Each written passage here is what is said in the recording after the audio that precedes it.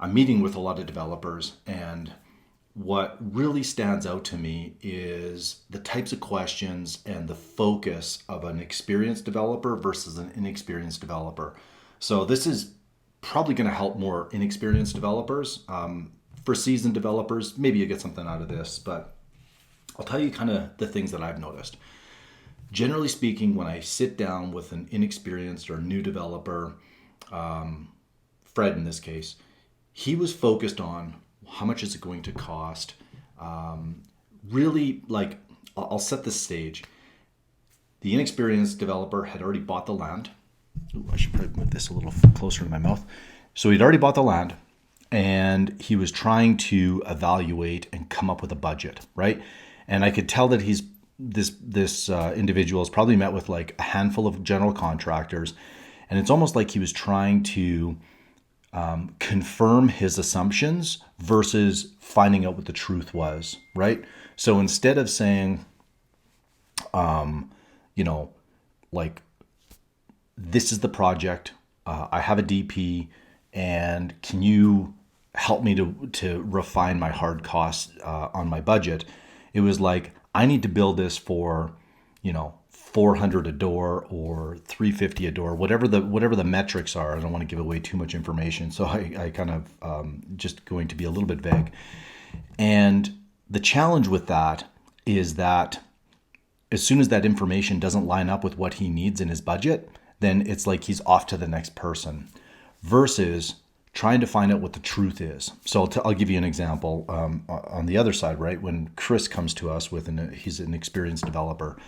He's already worked out, like he's already submitted to the town or the city in this case. He has a DP.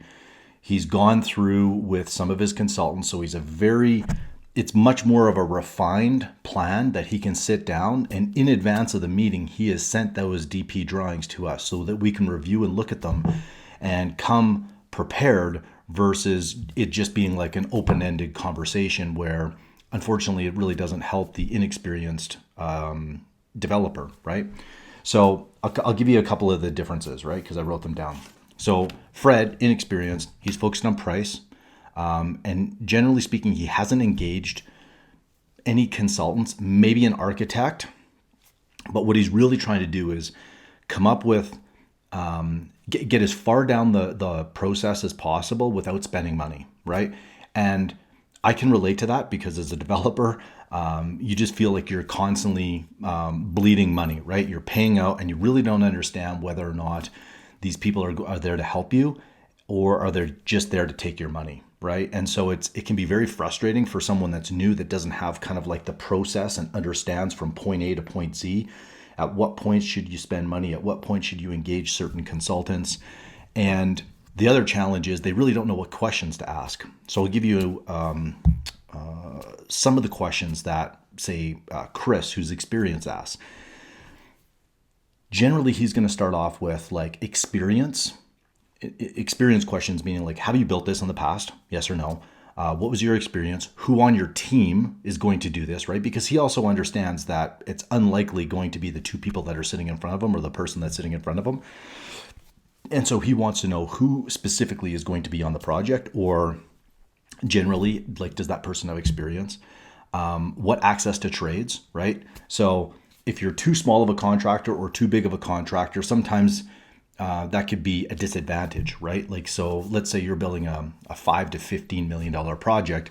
If you're going to, I'm not going to use any of the names, but like, one of the big four contracting firms out there, it's unlikely, like, they'll take the business, of course, but it doesn't mean that you're going to get their A players. At least that's been my experience as a developer, because they're doing $100 million, $500 million projects. And conversely, if you go to someone that's too small, they may not have the buying power to really be able to get materials and sub-trades to show up, right? So there is a bit of a sweet spot, and so experienced developers know that, and they're really trying to test you to understand whether or not you're going to be able to execute on that project. Now, when Chris asked me what is the price on a price per square foot given certain parameters, and he's looking for a bit of a range, he's not asking because he wants to know that that number. He's asking because he's testing me as to whether or not I know the number, because he already knows what the number is, right? He's probably built this 3 or 4 times. And so just applying some small inflationary number, he knows that the bandwidth is going to be, within a range. And if I'm way too high or way too low, if I'm way too high, he probably knows Shane doesn't want the business. And if I'm way too low, then he knows that I'm just trying to buy the business and I'm going to surprise him down the road, right? Because there's really no magic to construction. Like, windows cost what they cost, lumber costs what it costs. And so it's going to be within a predefined bandwidth. And like I said, Chris already knows that number, and he's really just trying to evaluate me in terms of like, how experienced am I, right? A few of the other things. When you're experienced, you're okay to walk away from a project if it doesn't pencil out. Whereas Fred, because he owns the land and he's fully vested, he's thinking like, this has to work, right? I just have to find someone that can help me build this. And unfortunately, sometimes it's almost better to just cut your losses and walk away than to try to force a bad deal. And I can say that from experience. I won't get into details on that, but just kind of, if you're a real estate developer that's new, just take that mindset. Like, go in without the idea that this project has to work. Ask the question instead, like, how is this going to work? What are the problems or the risks associated with this? And can we mitigate them, right? And I would say that the other big thing that I noticed with Chris was, and I do this now as a developer myself when I'm interviewing, or before, I guess, when I was interviewing contractors. Now I'm a contractor, so we self-perform. But you're really trying to identify, is this team that you're putting together, so it doesn't have to be just the GC, it could be your architect, could be your consultants, but are they there to actually solve problems? And are they okay giving you honest feedback, or are they just there to tell you kind of what you want to hear? And unfortunately, there's too many people that I've come across that will kind of feed you information just because it sounds good, it avoids conflict, but the reality is you're far better to get the truth up front and work to solving that versus going in thinking that things are going to be okay, only to find out later when it's too late that the project is either over budget, way over time. In the past 2 weeks, I've seen situations where there was incorrect information on hydro, meaning electricity, going into the building, which meant that they needed a new transformer. And because of that, it was going to be delayed anywhere from 6 to 9 months, which meant tenants were going to be delayed. And the challenge with that is now your reputation is tarnished in the industry, right? So that's not to mention just the hard cost, right? There's the soft cost of that delay. The second that I'll just tell you my own experience. We had a site that we thought we had right away to pull in all of our services, and we did have the right of ways. However, the utility company wanted a second separate right of way, and because we had to go to the landowner, that took, I want to say it was at least a 9-month process. In that time, the entire building had to be built off temporary services. Not a big deal. We were able to accomplish it. However, it still delayed us 9 months. And now I would estimate that that's cost us at least $75,000 to $100,000 just in that delay. And so I would say that some of the big takeaways are understanding your legal and civil, meaning anything subsurface and in the ground. Those are generally the hardest to uncover, if you will, in terms of just looking at a project, right? Which means you're going to have to spend money on legal, and you're going to have to spend money on geotech, civil, and probably having your contractor involved in that. The other thing that I would say is create a budget for your due diligence numbers up front, meaning, how do I put this? How much are you going to put out and still be okay to walk away, right? And that number is going to vary depending on the size of the project.